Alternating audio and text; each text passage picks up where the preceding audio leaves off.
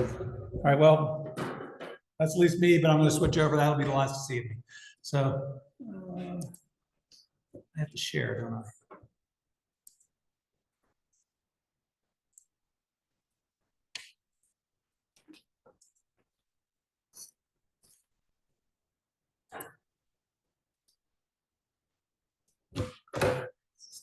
This.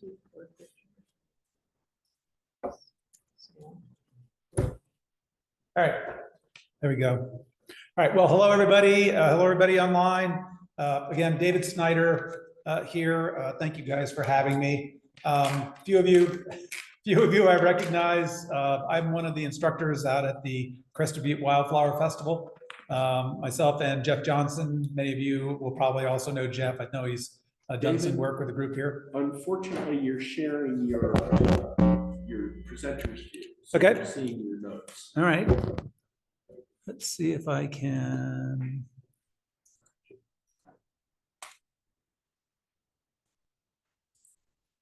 Let's see if I can share screen too. That better? That's better. Thank you. Super. Well, great. Thanks. Appreciate it. So this class and presentation is really a summary of kind of the work that we go off and go do at the Wildflower Festival. And my goal really is just to kind of inspire you if you've already have not spent your time there. So it's an amazing place to go. A little bit of the more of the kind of the travel photography. I'll start out with a little bit of that, kind of where to go and what to look for, and then I'll migrate into a little bit of what do you go take pictures of when you start going to places like this where you have this amazing field of wildflowers. You start wading in, you get very overwhelmed.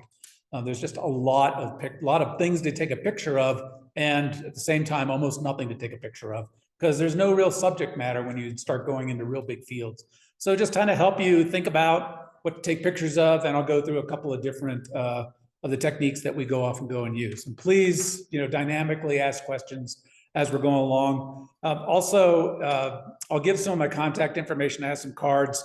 If you guys want the presentation, I'm going to zip through some of the details as like I have trail lists. If you guys don't want the trail list, I'm not going to go through it. If you guys want it, I have a lot of different places to go and things like that. You can go download the presentation. I have a Google Drive that I'll just give you a link to, and you guys can go off and go download it if you end up wanting it. So I'm just happy to go off and go share the whole presentation with you. Well, let's see if we can get this to work. Great. It's going to require me to click. All right. There you go. As I said, we're going to talk about where to shoot, when to go. A little bit about common wildflowers, some background resources, and then the detail, a little bit of more of the composition side. It's a little more of the technical side, and I'll spend most of my time actually focusing on some of that. We reinforce this, wildflowers tend to be very delicate. And the first thing that most people want to go off and go do is wander out in the middle of it, sit down and start taking pictures, and they just trample it. And then after a couple of hours, enough people going through there, and all you see are these big, huge trails of people that have wandered through them. What we try to reinforce these things, people, realistically, you're going to get the same picture at the edge as you're going to get going in. There's not a lot of different wildflowers in these big fields. Kind of stay towards the trails, kind of go through the forest, kind of stay away if you can. So there's 3 rules, basically the same one. Don't trample the wildflowers. Where to shoot in Crested Butte? How many people here been to Crested Butte? Most people, great, very good. So the wildflower season, when you go there, the prime season tends to be in the July timeframe. It tends to be just a little bit after 4th of July and goes towards the end of July.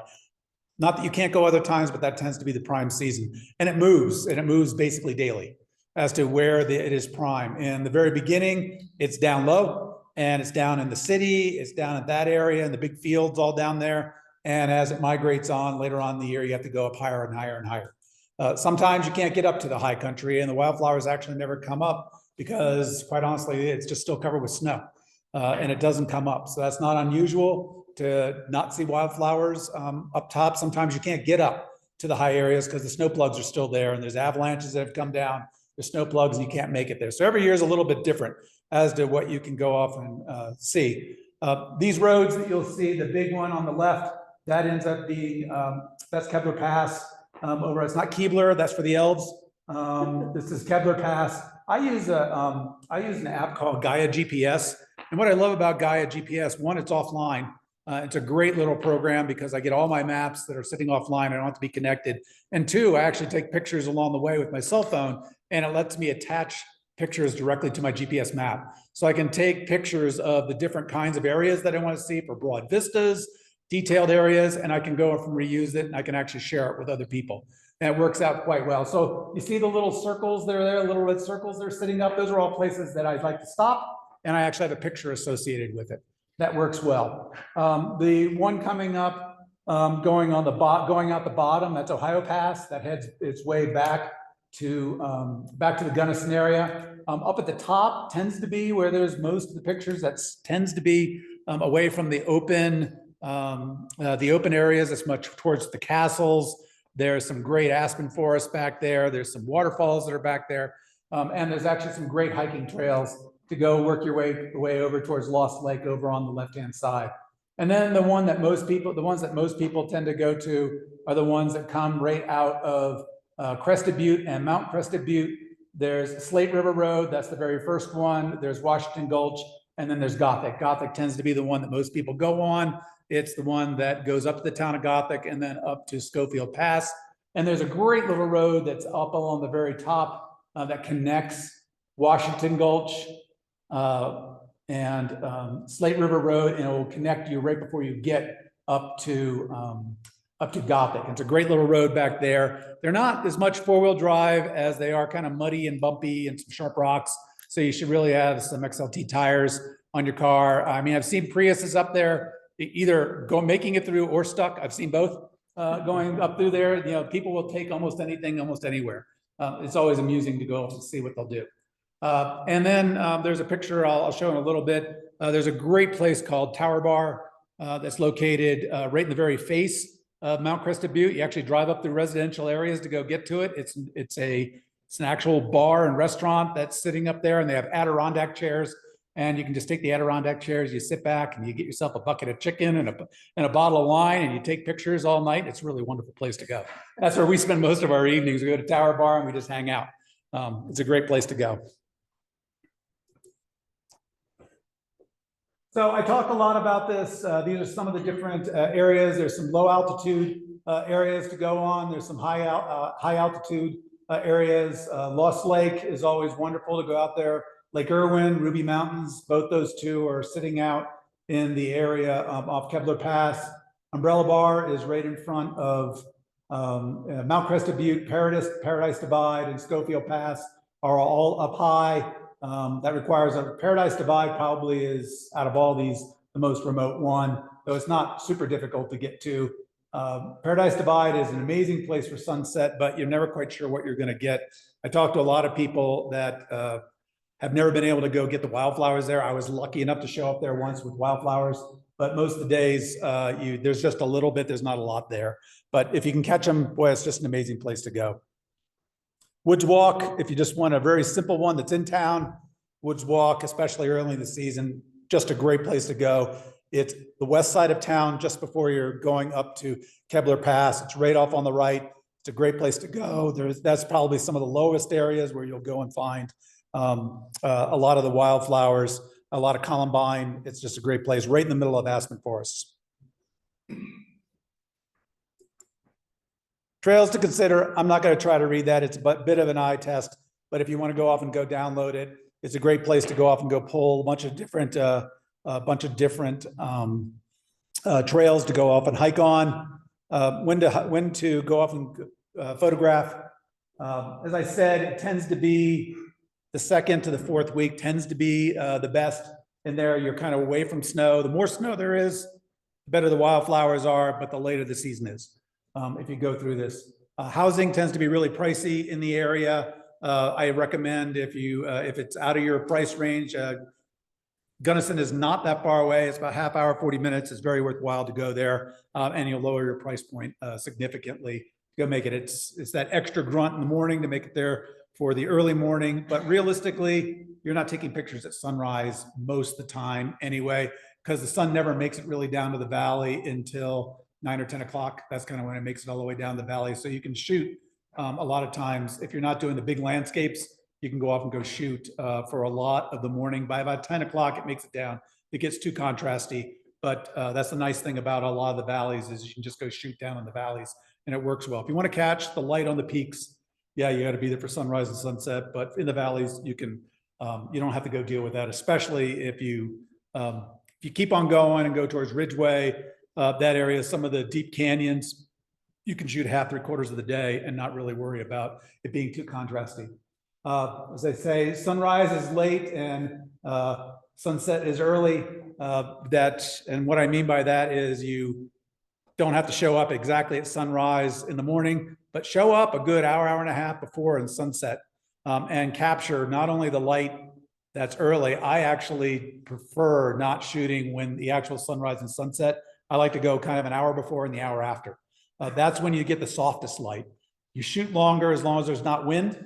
You shoot a lot longer, longer exposures. So rather than doing, a 60th of a second, I'm shooting 3 or 4 seconds. As long as it's not windy, you just get some amazing soft light. The longer your shot, the more color saturation you're going to get in your imagery. You just get this amazing color. As long as there's not a lot of wind. If there's a lot of wind, well, then it doesn't end up working. Things move around. Then you just start taking advantage of the wind and just rather than a second picture, take a 10-second picture.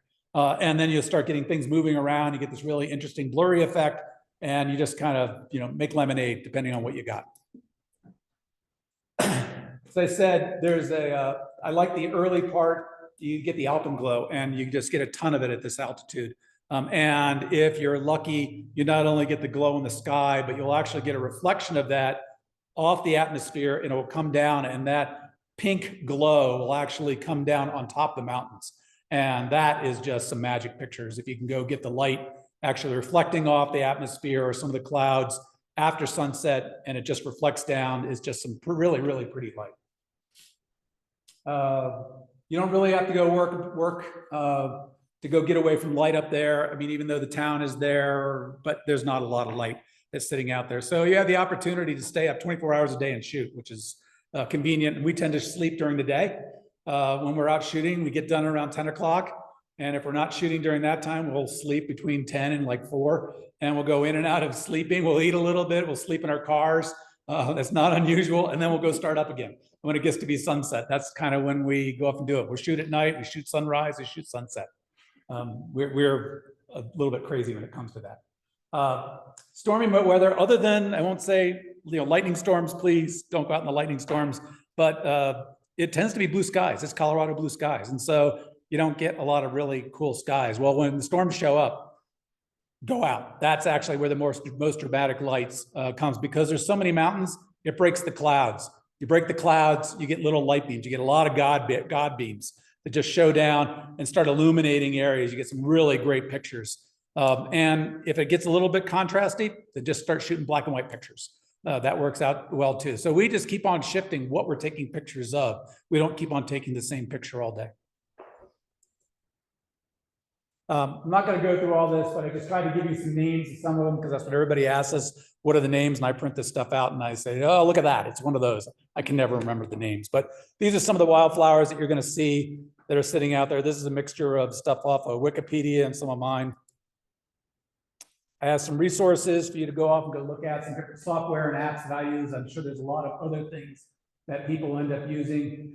Boy, I've really struggled to find a really good wildflower identifier app that works well in the field, because most of them require cloud access to go off and go access, internet access, and most of these places have bad and poor stuff. So the online stuff doesn't work, and the ones that already have everything stored on your phone, they don't work so well. So everybody's sitting out there with a book and kind of looking through and trying to match them, and sometimes it works, sometimes it doesn't. So you can spend money on that if you want to, spend money on the book if you want to, but sometimes if you go to the Wildflower Festival, they actually have botanists that'll go out with you and they'll help you identify it. And that's a great way to go off and go learn some of these. Or you bring along the handy dandy cards and you use some of those things. As I talked about, there's some different maps. I tend to use Gaia GPS as my offline maps. There's all different kinds of apps. Another one I really love to go use for photo editing on your cell phone is Snapseed. If you guys haven't used that, it's a great inexpensive program, super great. You can do a lot of great work with it if you're taking pictures with your cell phone. You don't want to go schlep around your big DSLR. That works out great if you have a decent cell phone. It's there. Wildflower Festival always has a lot of great information in there. And these are some of the books that they recommend from up there for wildflowers. Some of them are written by the authors are actually also instructors. And they sell the books up there, but these are the ones for Colorado wildflowers that the Wildflower Society recommends. All right. So there's a full gamut of what you go out shooting. When you look at if everybody looks at if you happen to look at my website, not telling you to go do it, I tend to shoot big, wide landscapes. That's what I just love. I'll shoot 27 images. I'll stitch them together in these big, huge HDR panos and print out 12-foot, 15-foot pictures. That's kind of what I like to go off and go do. Well, I'm learning to appreciate more and more the close-up work and learning and doing that. And that's the joy of going out in these kinds of places. You don't just shoot one kind of picture. You can shoot all kinds of pictures, and challenging yourself not to shoot what you're used to shooting different things, I think, is the joy of going out to a place like Crested, Butte. So when we're out there, big vistas, so I separate out macro and close-up. Macro really means that you're shooting, your image size is close to the actual size or greater than the actual subject itself. Close-ups is, you don't have to have a macro lens to go shoot close-ups, and most people will just shoot close-up. If you're not trying to get like the eye of a bug, don't go off and go spend the money on a big macro lens. Close-up just works fine. Jeff Johnson that I work with, he went out and he shot last year. He went out the entire time with a 100 to 400 lens, and he would not use anything else. He just shot the whole thing at 100. So everybody else is on top of it. Jeff's on a tripod, 10-foot back, and he's shooting the same picture. So you can make do. So don't carry four different lenses into the field. Bring maybe one and have one on your camera.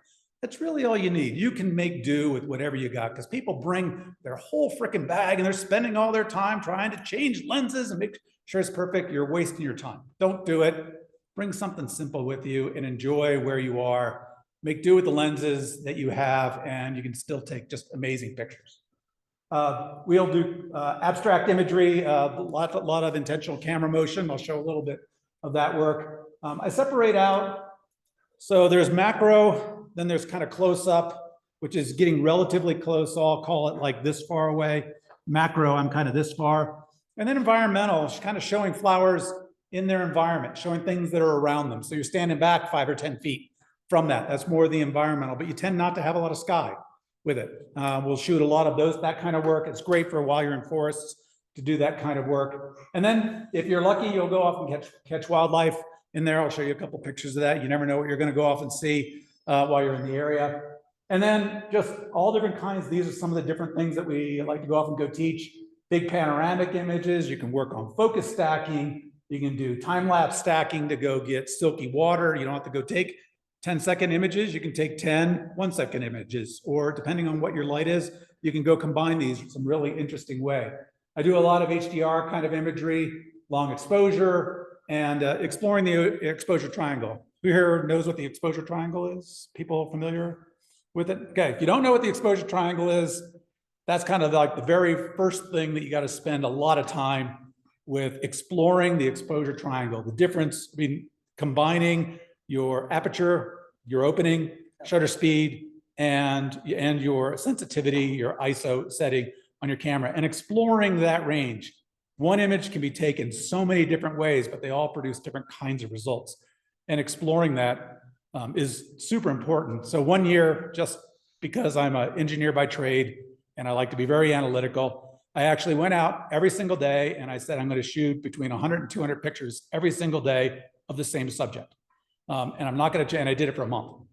And I just went through and I explored that, take all different kinds of pictures, all different kinds of settings, and I learned what my camera actually does when I change those settings and what kind of picture I actually go and get. Because it takes a long time to get something in this hard head, I needed to go do it. However you guys do it, explore that and find out what kind of imagery you get as you change some of those settings. Don't just put it in the P for professional mode.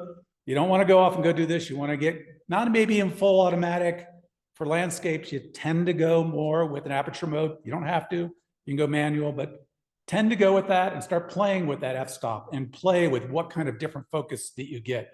Find out how sensitive your camera, how far up the sensitivity curve can you go before you start getting a lot of noise. You know, some cameras, 1,000, 1,200, you're pretty good with noise and you can adapt it. Some 400 to 600, and you start getting really noisy pictures depending on your camera. That'll tell you, okay, that's my limit. I'm not going to go any farther than that. Those are great things to go off and explore.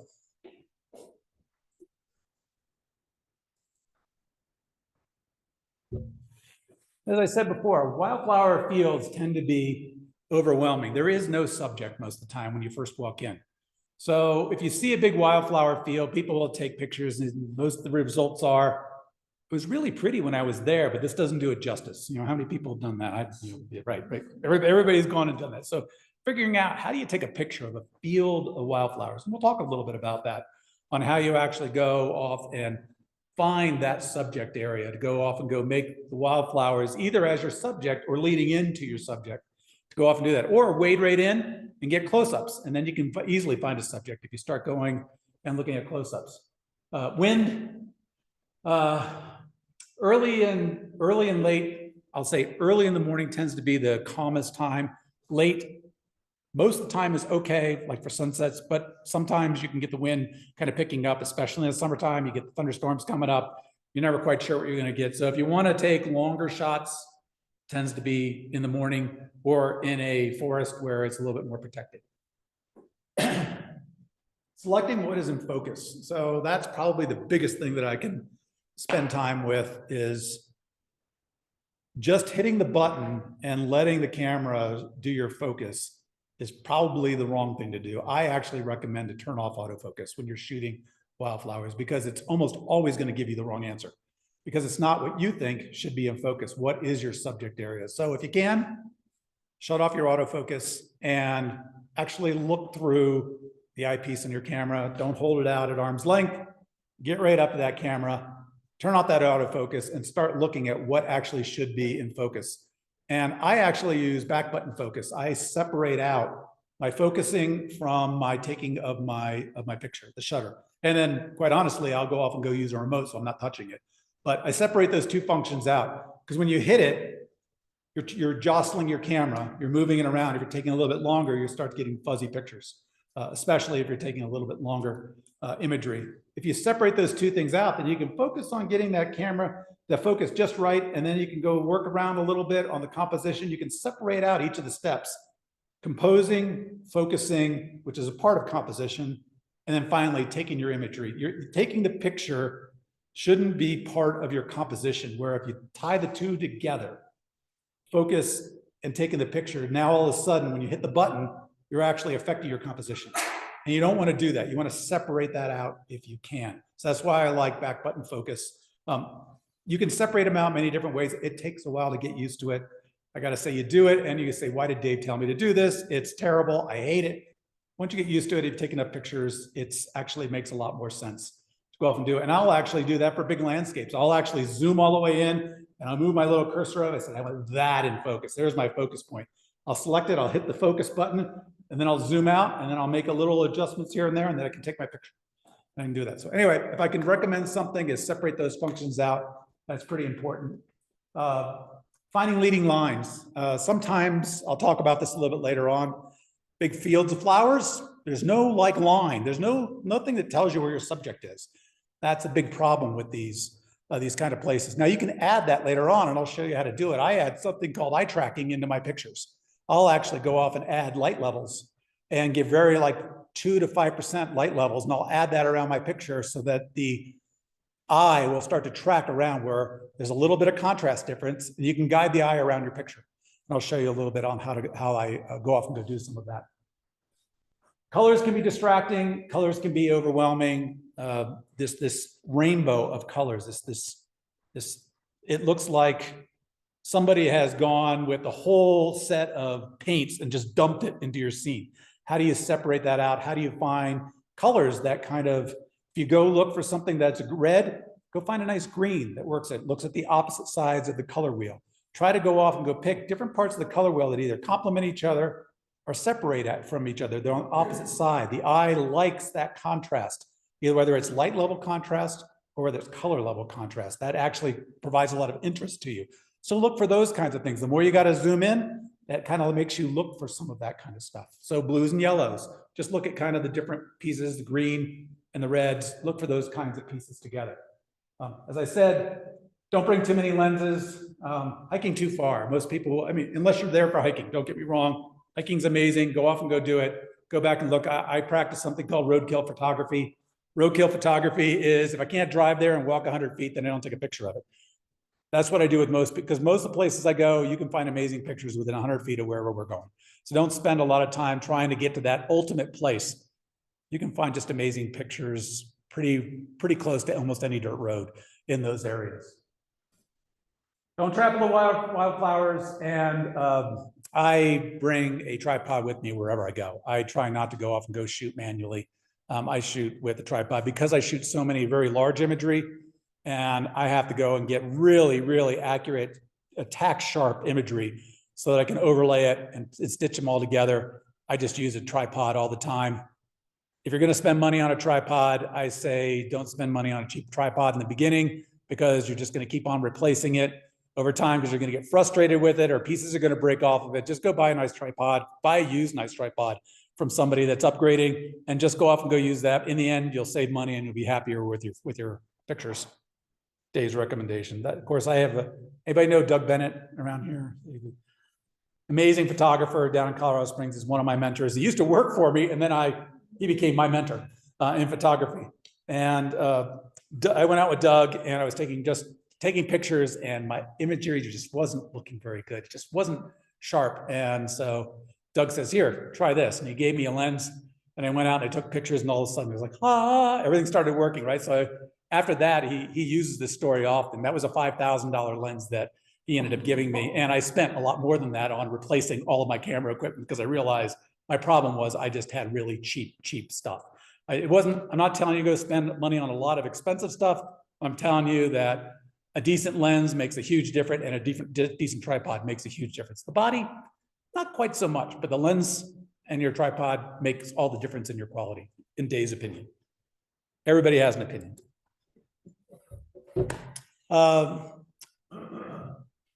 You don't need to go out and spend money on a macro lens. If you have one, that's wonderful. I actually went on eBay and bought a used one. I was very happy. I bought an old one that was from a film camera. That's a manual focus, and I don't mind manual focus, so I was really happy with it, and it worked. I had to figure out a couple of the settings, but after that, it kind of worked just fine, and I'm thrilled with it. So if you want to spend money on a macro, try it out. Either try somebody else's or go off and go buy a used one. They work great. Unless you got the money to spend, great. But if you don't, go off and go buy something used. That works out really well. I use something often. They're called gobos.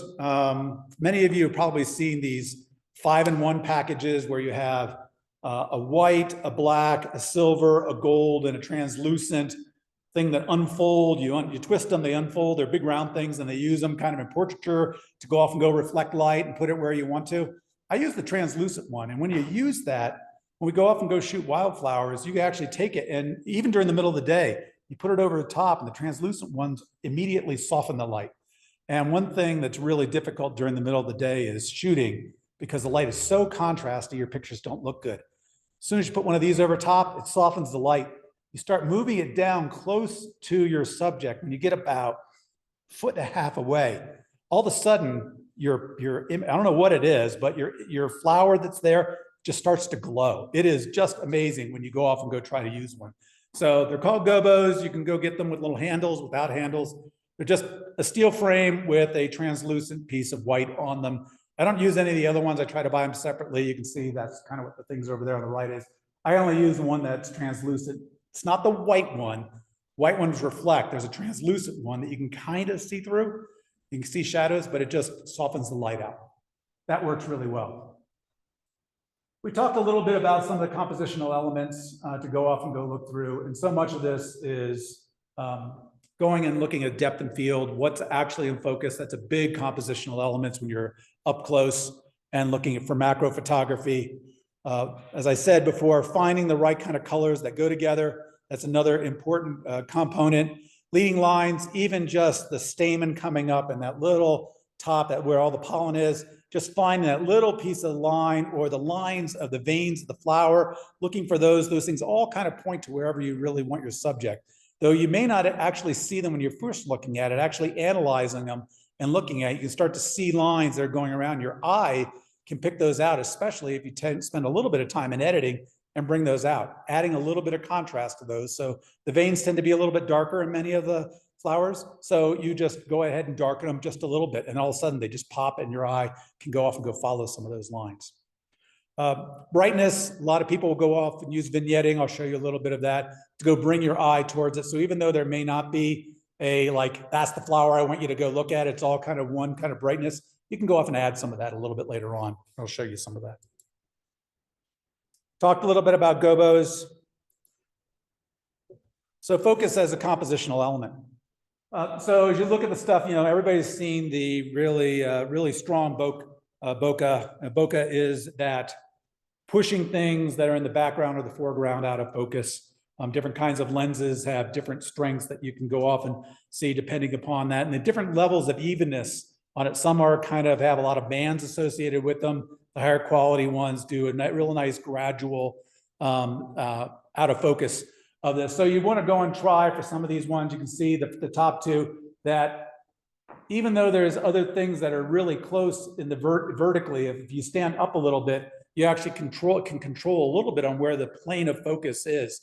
So if you're directly in front of something, then everything vertically is that. As you come up, your plane of focus is this direction. It's no longer vertical. It's that direction here. So you need to go off and go look what's actually in focus along that entire plane. And as it goes a little bit farther away in the back, a little bit closer in the front, that's actually out of focus. And it really narrows down very quickly as you get up at like a 45-degree angle. It makes a big difference. And then when you're up in the top, it kind of has just one plane at the top, and then everything down below will be out of focus. So it changes your focus planes as you move along, changing your f-stop as you move it down towards 2.8, 1.8, or 2.8, 1.8, even up to 5.6.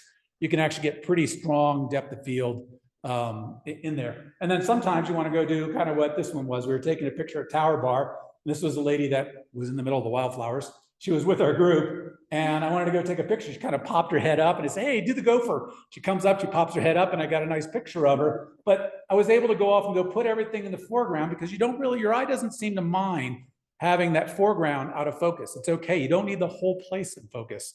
A lot of people will go put it up on 22. I want everything in focus. You kind of don't want that a lot of times because the interesting part is more that plane that's all along here. The stuff in the back isn't so interesting. She's the subject. Make sure the subject is in focus. Your eye will go right toward sharpness. If you are, last one that's sitting in there, if you want to go off and increase your depth of field and it's a low light situation, then you can increase that by doing something called focus stacking. You keep your camera locked down on your tripod in one place, and then you focus at multiple different points. And you separate them out by not a lot. I mean, I'll do 3-4 points to go off and expand it. When you're doing macro, sometimes you're doing 15 or 20 shots to go off and go get everything in focus. And then inside of Photoshop, it'll actually let you go off and go pull all those together and create one image that's a seamless everything in focus.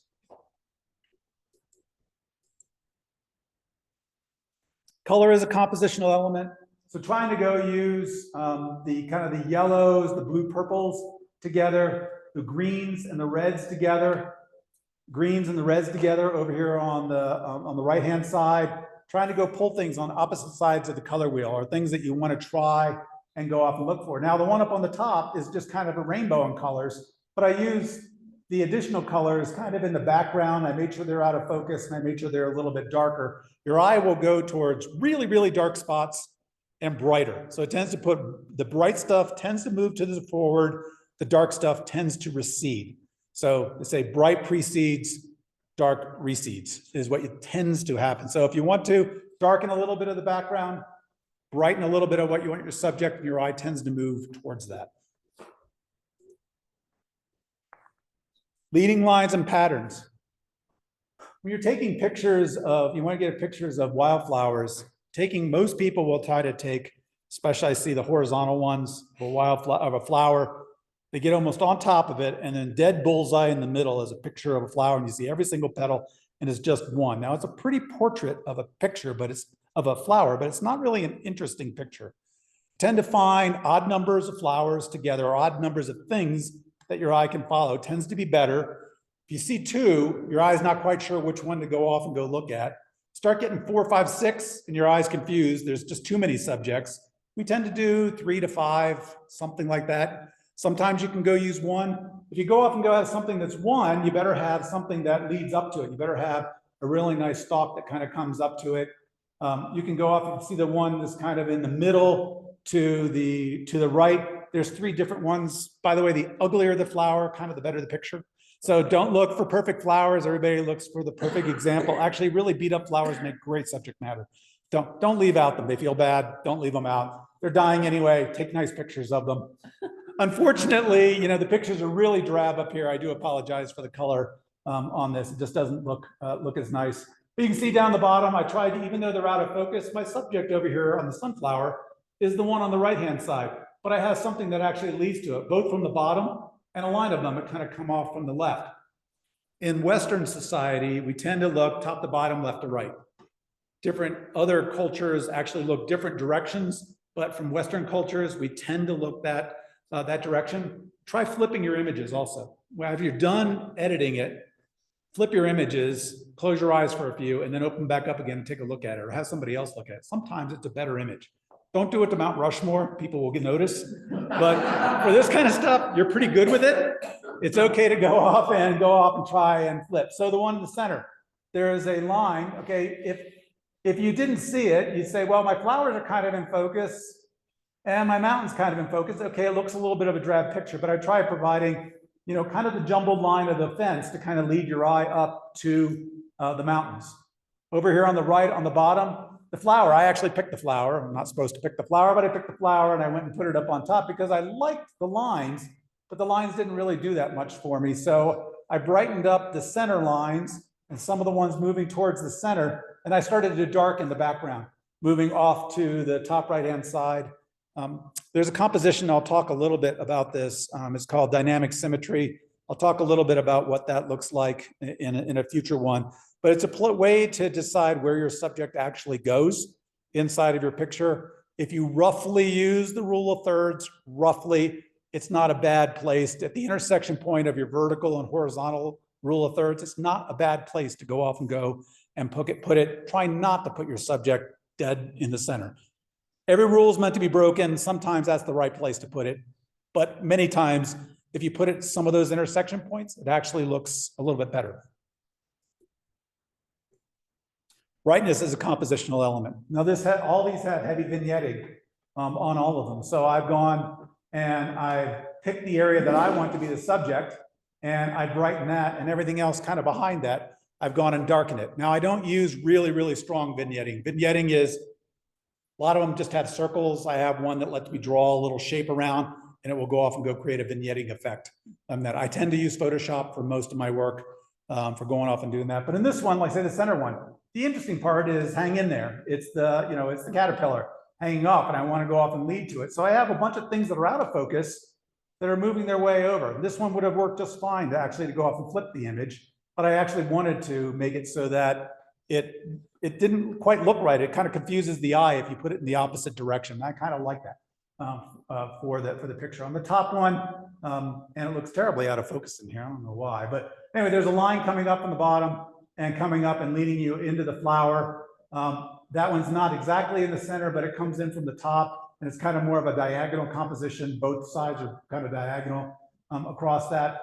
Though I would have loved to have been able to go off and go light from the bottom and light up from the inside, and that would have been a much better picture if I went and put a reflector and lit up the flower from the bottom. That would have been a better image of that one.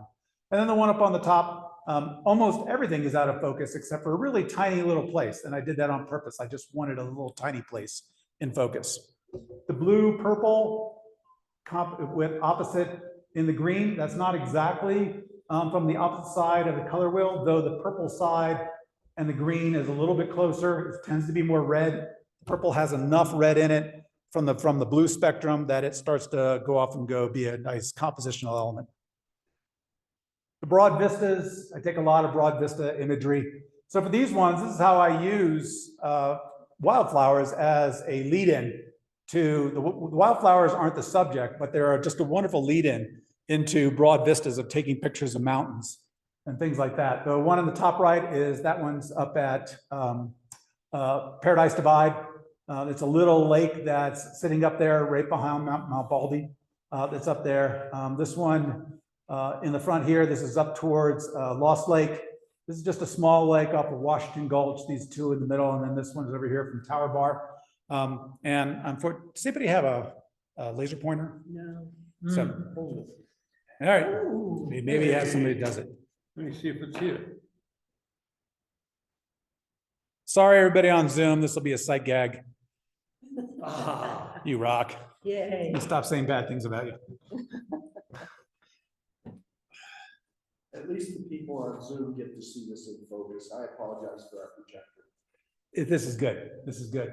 So I'm going to use this as an example, though it's tough to see in this kind of picture. So in this kind of picture, there is no leading line for me, though this will add a set of diagonals. This is a really nice repeating set of diagonals going up from here, these two sets of triangles that are here. So what I did in the actual picture, though you can't see it as much, what I did was I took this whole foreground piece and I went and I darkened it down almost a full stop.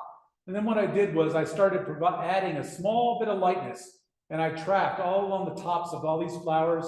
I tracked all along the top of here, and I went all along there. So your eye, because there's enough contrast in the real image, you can't see it here, but it makes your eye kind of move around the picture, and it moves it, and I want you to end up with the subject in there. There's some really nice lines coming down from here, from all of these, from the clouds. They all point towards the peak. The peak is one of the brightest spots, though these ones I had to darken a bit to get them so they weren't quite so bright. I had to darken this just a little bit because my eye was moving towards that area too. In the final image, I've actually done a little bit of tweaking. I've fixed a little bit of this because that's a little distracting. These little holes right here are distracting. Each one of these, I've gone and fixed those ones so they're not in there. So I try to make it that your eye tracks and moves it there. And it's just by adding a slight bit of painting, a little bit of brightness all the way along. So I'll darken the image and then I'll move where I want my eye to go. And I'll put that as a separate layer in Photoshop that I can turn that on and off, and I can change the opacity of it so I can control how much is there. With a lot of this stuff, are you shooting it raw so you can like play with it a bunch? Yeah, I shoot everything in RAW. Yeah, I don't shoot anything with JPEG. One big problem with JPEG is the compression. But every time you save a JPEG, it recompresses it. So it doesn't compress it once. So if you save it 5 times, you try to compress it 5 separate times. And every time you save it as a JPEG, you decrease your accuracy of your image. So if you want to go off and print a JPEG, that's just great. There's no problem with it. It's great to be using for things that go on the web, but use that at the very end. Your very last step should be to produce a JPEG, either for printing, if that's the only thing that your printer takes, or for putting it up on the web. I save all my stuff as Photoshop files, or you can, there's PNG files, there's TIFF files, there's a bunch of different lossless formats to save it in. Save that in a lossless format and don't compress it down to something that's small until the very, very last step. I save one and I put it in a separate folder that's for Instagram and Facebook, but I never actually use it for any of my printing. I don't print with that. And I always also try to work also in a high color space. I happen to use ProPhoto, but I would recommend either ProPhoto or Adobe 1998. Don't edit in sRGB because you're really going to limit how much color space that you can actually go off and go work with. At the end, change and go switch your color space into something like sRGB, which is what you tend to look at for the web. And some printers tend to only print in sRGB. Fine art printers will allow you to go print into Adobe 1998. And sometimes they can go a little bit more than that. I ship mine to a printer that I actually ship ProPhoto because they can do a little bit better than Adobe 1998. they'll go off and do the final adjustments for me. And what that gives you is just a broader set of colors that you can go off and work with. It doesn't just stop, because you can tell when you're using when you convert some of these. So like the yellows will start to look like a big blob of yellow because it can't produce some of the colors of yellow up to a certain brightness. After it gets to one brightness, so my colors up here, sRGBs here, and anything down below like this point, anything there, everything above turns into a big yellow blob. You can't see any definition in there, and that's just what happens when you change color spaces. That's why you tend to look for printers that can print at least into Adobe 1998. It's good color space, and it's great for printing.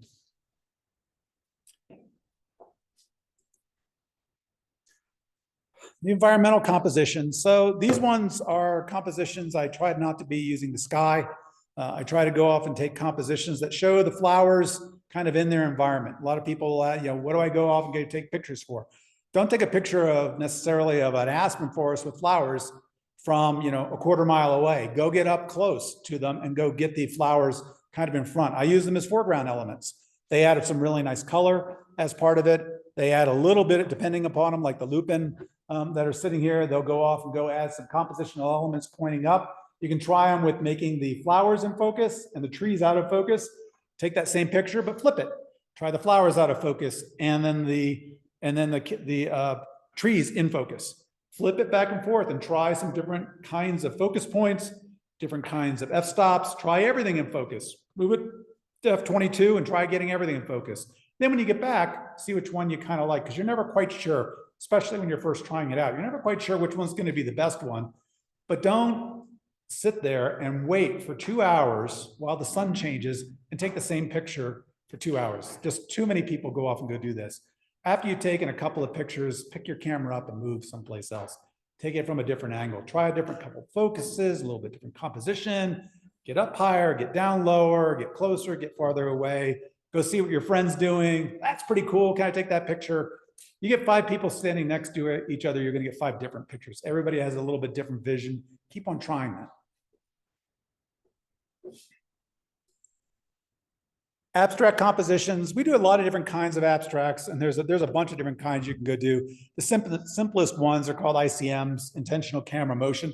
And really what it is, you just put your camera on something slow and you just do this. You just move it.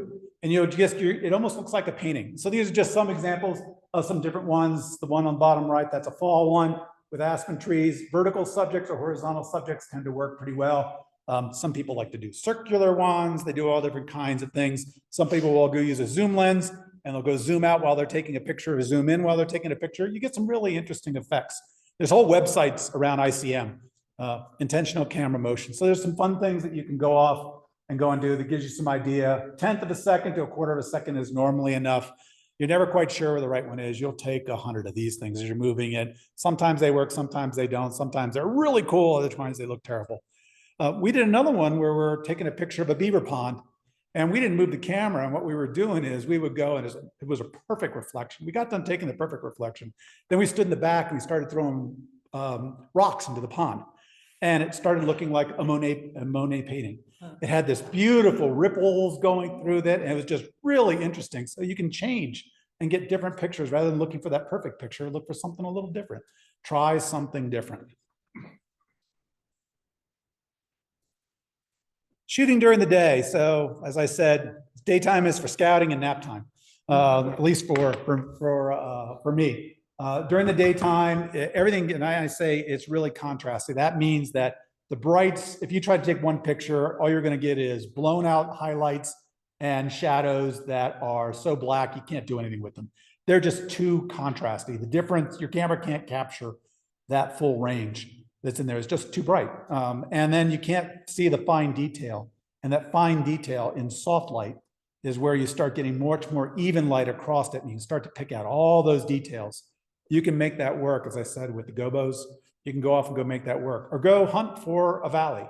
Or go hunt inside of a forest. Now, when you're inside of a forest, all of a sudden your colors change. If you're in the fall, all your colors are now super warm because the light's filtering through yellow leaves. If it's during the summertime, everything's filtering through green leaves. So you get this kind of ghastly green color that you have to go off and fix when you're going into Lightroom or Photoshop. You have to go adjust your colors a little bit. So your light balance, you need to go off and change those a bit. I love looking on cloudy days. The clouds do a great job of softening up the light, and they add a lot of little holes that go through, and you get these great light beams coming through, especially if there's a little bit of haze going through. We were in one place where, you know, it was just horrible. We're driving down this road and it was dusty, and there is dust everywhere, and the flowers are covered with dust. But as soon as the sun got down low enough, the light would come through, and all of a sudden it created mini God rays inside of a forest. They look like it emanated from inside the forest. So we started taking pictures of that. And we're driving by and we just stopped and, what are you taking a picture of? Look, look, look. And we all just ran into the forest and took pictures of that. So be open to surprises. So canyons, getting more close-up environmental imagery tends to end up work. And then if you happen to use infrared cameras, fantastic time of the day to take imagery with infrared cameras. And then the rest of the stuff, there's some additional pieces, just talking a little bit about exposure triangle. That's most of it. How to minimize camera shake, what are the different times associated with sunrise and sunset. I use, did I add this in?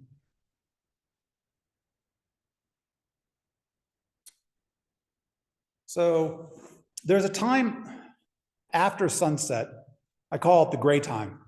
And that's when most people leave. So sunset happens and then everything just goes blah. And that means everybody's going to start to leave. And most of the time you'll see me with my backpack in going towards there, and everybody's looking at me like, what are you going there for? Because I actually like it after sunset. That's when I find there's better pictures and softer light and more colors and more interesting kind of pictures. So sit back and relax for like half an hour after sunset, as long as it's safe to drive wherever you are, and wait for that, and you'll get some just amazing pictures. Most people leave right after that peak goes underneath and you can't see it anymore. That's when they'll go off and leave. Takes the extra time. Let the sun go all the way down and you'll find some really nice pictures. I think this is, anyway, there's a bunch of other camera settings. There's a bunch of other background stuff if you want to go up and look at it. I'm not going to go through any of this stuff. I'm sorry? Talk about your lenses. Yeah, okay. I focus in on two main lenses. I have a 24-70 and a 7200. Those are my workhorse lenses. I use those all the time. I have a nice big wide angle lens that I'll use for nighttime photography.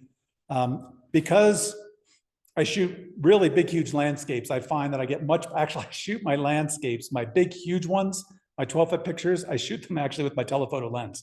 I don't shoot them with a wide angle lens. I go the opposite direction because I take piece parts and I stitch them together, and I get a lot more pixels. And with those extra pixels, I can actually make much bigger imagery. So my negatives are on the order of 50 to 70 inches when I pull them up at 300 dots per inch. My quote negative or my positive is more like 50 to 70 inches versus the normal one would be more like 15 to 20 would be kind of the range. So I kind of quadruple the size of my image. And that's what allows me to go make larger imagery with extreme detail. And that works out well for me. I will use macro lenses, but I don't use it that much. I don't have that. I'm not quite as used to going off and doing that. I have a wildlife lens. I have a 200 to 500 Nikon lens, and I'll often put a doubler on it, and I lose a couple stops, but I'll go off and use that for my wildlife. I'll shoot a little bit higher in my ISO to go off and go capture that wildlife, because wildlife you tend to shooting at more 800 to 1,000. You tend to be up towards that to capture motion because they're moving around a lot. And when you're shooting with a 5.6 lens with a doubler, that means that I'm shooting more at like, I'm up well above 8. I tend to be at like 11. So I don't have a whole lot of light that's coming in. Every time you use like a 1.4 is like a 1 stop, a 1.7, I think is a 2 stop, and a 2 is like 2.5, something like that. I think that's what it is. Stops that you end up losing as you put the little doublers on them. And there's other ways to do it. There's barrel extenders. There's all kinds of things you can go use to increase it. I just happen to use the easy ones, and these are these. I don't use extension tubes. I just use the doublers and that works out well. But my workhorse, 24 to 70, 70 to 200. Some people like prime lenses, nothing wrong with it. Love that, but it's tough for me to go off and move a whole lot. I'd rather you move my lens. Nowadays, the cameras are getting just the sensitivity of the cameras are getting so good that a 5.6 lens is just fine. You can get away with it. You can go shoot at ISO 100, 800, ISO 1000, and not get too much noise, especially if you have some of the noise reduction programs. Topaz produces some really great products for noise reduction. It's getting better inside of Photoshop, not so great, but and Lightroom, but it's better. I use Topaz for all of that kind of noise reduction, and it does a great job of getting rid of it without losing a lot of detail. That's the key. When you put in noise reduction, you tend to lose detail. Topaz recaptures a whole lot of it. They have a fair amount of AI work going in there. So I'll upgrade my body. Now I have my lenses and I haven't replaced those in like 10 years. And I'm not a bleeding edge guy. I don't have a mirrorless camera. I'm still with a shutter. So I still have that stuff. I don't spend a lot of money on the brand new stuff. I don't chase that stuff. I wait for my friends to upgrade and I buy all their camera equipment. It saves me a whole lot of money and, over half. And I'm really happy with it. And especially if you join the professional services I happen to be a member of the NPS, Nikon Professional Club. You send it in and almost within a week, they'll do the cleaning. Even if I drop it and I get things misaligned and I break stuff, it happens all the time. I'm clumsy. It just happens. Send it to them. They send the whole thing back very inexpensively. It's fixed. It's like brand new again. So that's what I do with used equipment I buy on the internet. I'll take it and I send it immediately off as soon as I get it. I spend the extra $100 and they'll go off and clean it, align it, comes back. It's like it's new. So that works out really well. So I don't mind buying that. And if you buy it off of eBay, eBay always sides with the purchaser. They never side with the seller. If you say that there's something wrong with it, they almost always agree with you and you can either ship it back or they'll give you money back. You can negotiate it back. So yeah, I feel that eBay is pretty safe. Facebook Marketplace, not so much, but eBay works pretty well. Or there's some really great camera stores that have used equipment. For Nikon, I happen to use Robert's Camera. They have really great refurbished work, and I really like that. There's some local people that will do it too, but I happen to go through some of those ones that do refurbished, that do great work. I talk a lot. Any questions? Any questions on the web? No questions on the web yet. Must have been a boring presentation. No one's asking questions. I have a question. Yeah. How do you lighten and darken? What do you do? Do you use masks? Do you just do? Yeah, no, great question. Repeat that question for. Yeah, the question was, how do I go off and go do the lightening and darkening? There's a couple different levels that I'll use for doing my lightening and darkening. So the first one, and I tend to do this towards the very end, is vignetting. I happen to use Photoshop, though. You can do 90% of this inside of Lightroom. There's one area where you can't quite do that yet inside of Lightroom, but I'll at least talk about what it is. So vignetting is basically you select an area that you want to either you want to keep that one brightness and darken everything, or it's whatever you selected, you want to brighten that and keep everything else the same. You can kind of do inverse either way. I'll do that, and the vignetting really is to highlight my subject. So I determine what I want my viewer to look at, and I'll do that. That's one kind. The second kind is more for, I'll call it contrast control. So in an image, let me see, actually, I'm gonna minimize these. So in an image, no, it's not going to come up for that. All right, hold on for a second. Let me stop sharing. It wants to be in the other program.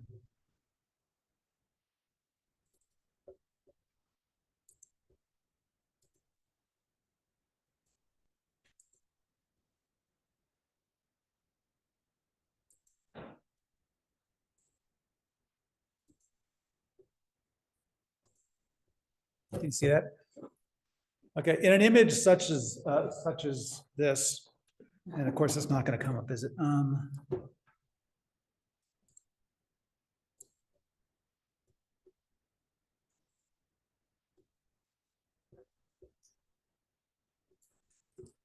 Thanks for your patience. I'm learning. There we go.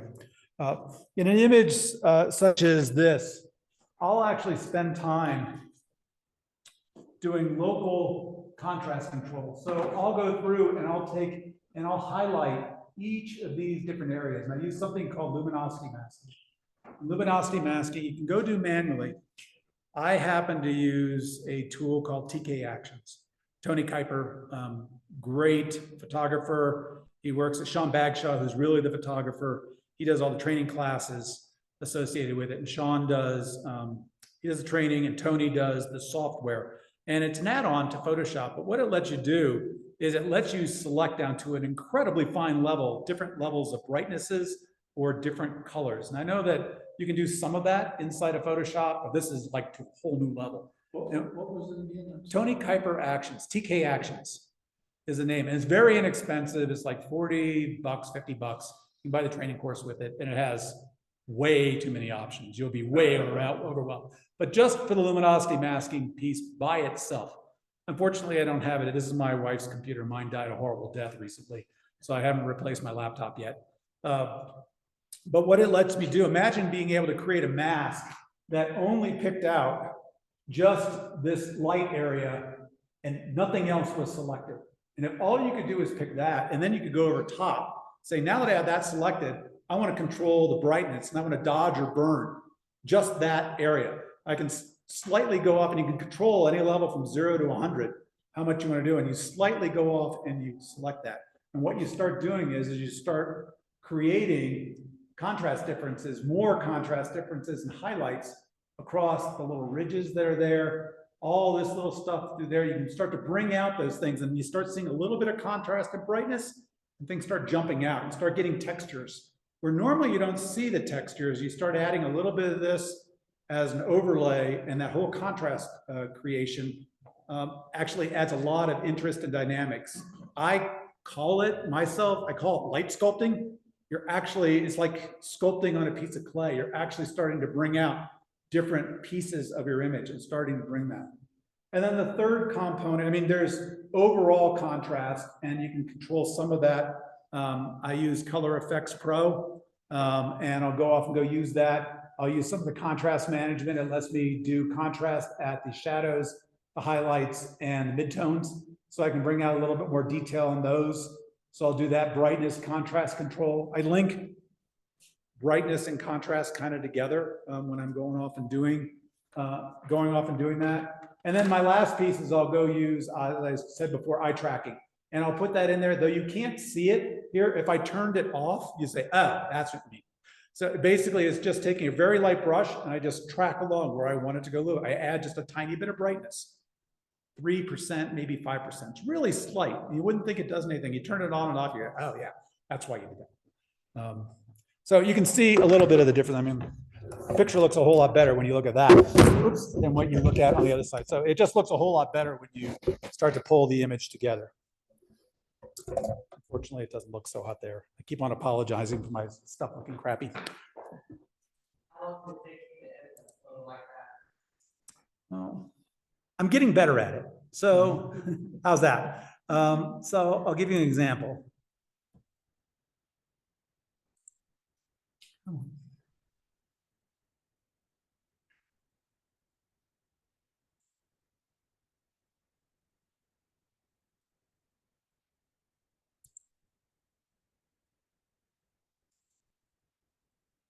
So I'll give this one. So this one, this is one of the first ones I started to learn on. It took me about a week and a half to edit this picture.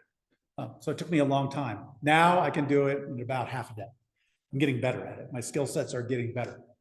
This one has the same kinds of capability in this, and I'll go through a couple of examples of some of the different composition. I didn't get to talk about dynamic symmetry. If you draw a line between the corners of the image, so across this and some diagonals. So let's do is pick this one. So we're gonna go a diagonal that goes all the way across here. And then you draw a perpendicular line from this corner and have it meet the diagonal line coming from here. You know, it's hard to see. You go this way and you draw a line that comes perpendicular. You end up kind of right around here.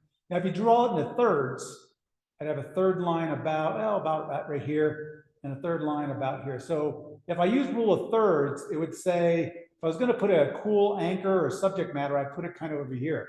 Dynamic symmetry, as you're no longer in squares, you get right into rectangles, it starts changing where the interesting parts are. Go look up dynamic symmetry and the Rembrandt, the masters, Rembrandt and others, they actually use a lot of this. You see the Last Supper, and they'll show a picture of dynamic symmetry and how that goes. There's a bunch of different kinds of these. There's a Fibonacci rule that's more of a curvature kind of thing, almost like a nautilus kind of look. There's these ones that are more linear. There's a bunch of these different types, but it tells you a little bit where to go off and go put this. So I put things in points that are interesting that sit over in this area.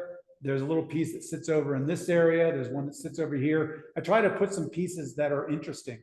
As I have people move along, I've actually highlighted along the top here, and I try to leave, I call them Easter eggs.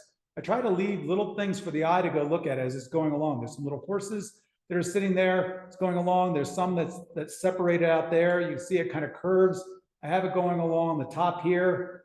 It actually curves. I've lightened it up a little bit. There's a little tree that's sitting up there, and I've lightened up the whole peak. And the peak tends to be the brightest spot that's sitting around here, because that's where I want your eye to look. But I don't want them to start there. I want to give a little bit darker place for them to start. So actually I start with something a little bit darker over here.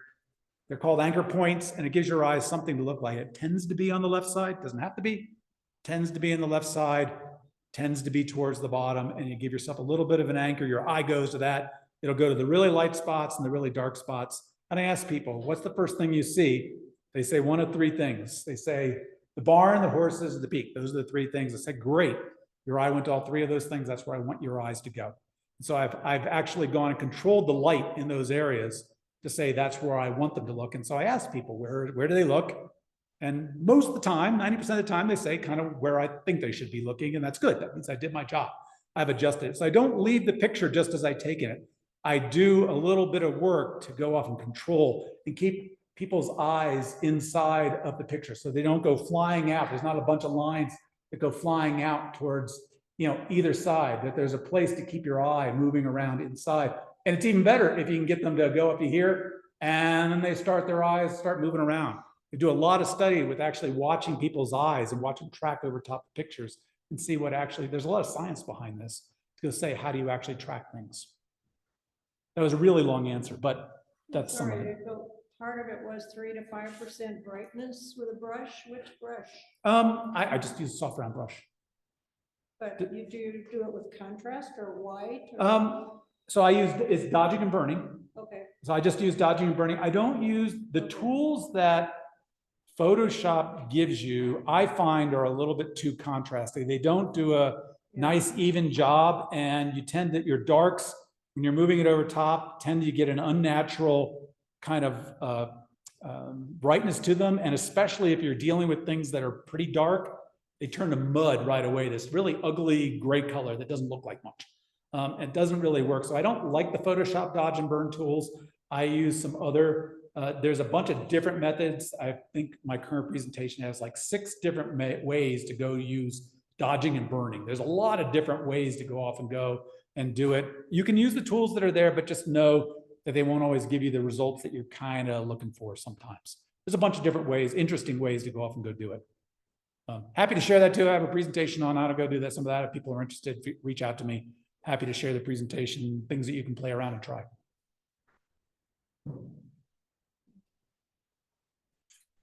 Anything else? One comment on the web, somebody had to hop off, but they said, great presentation, thank you, looking forward to getting the Crested Butte. Nice. So thank you very much. Great, thank you guys. Really appreciate you coming out.